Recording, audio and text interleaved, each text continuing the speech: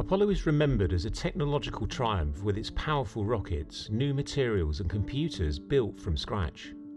There was an extraordinary amount of innovation compressed into a single decade. But all that technology was built to serve a very specific idea of success. In the shadow of the Cold War, speed was the only metric, and in 1969 winning meant reaching the moon first, and coming home alive. Arrival was the goal, everything else was secondary. That approach carried humans to the moon in less than 10 years, using technology that now feels primitive, and accepting risks we never would tolerate today.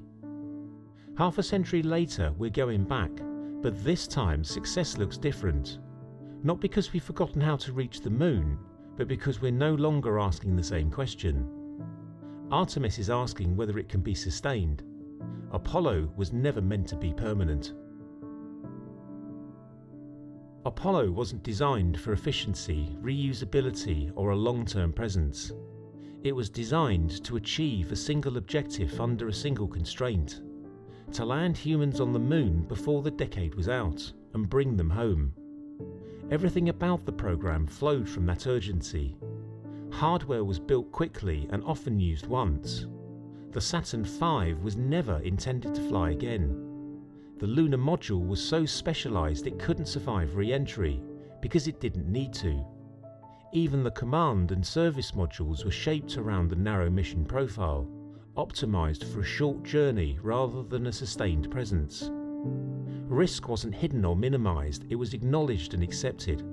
Safety margins were thin by modern standards, and redundancy existed only where time and mass allowed it.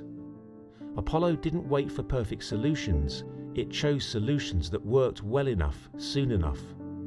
The result was a system that appears fragile when viewed from a distance, and in many ways it was, but it was also intensely focused.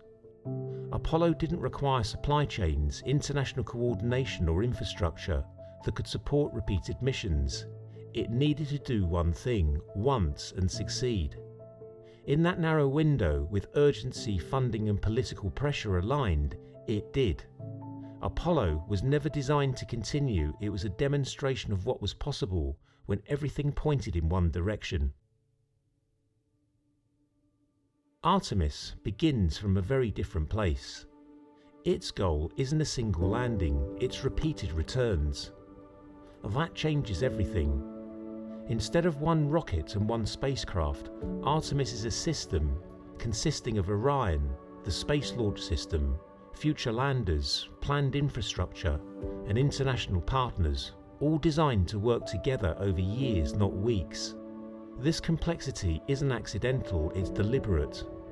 Artemis isn't optimized for speed, it's optimized for sustainability, for learning how to operate on the moon rather than simply visit it. Modern technology makes this possible, but it also makes it harder. More software means more interdependence. More automation means more testing.